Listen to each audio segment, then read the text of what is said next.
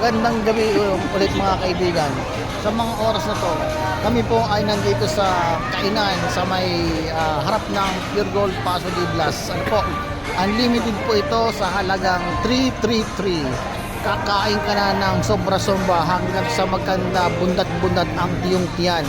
So, ayan mga kaibigan, kung ikaw ay naghahanap ng masarap na pagkain, pumunta ka lang dito sa kainan na to sa third floor po.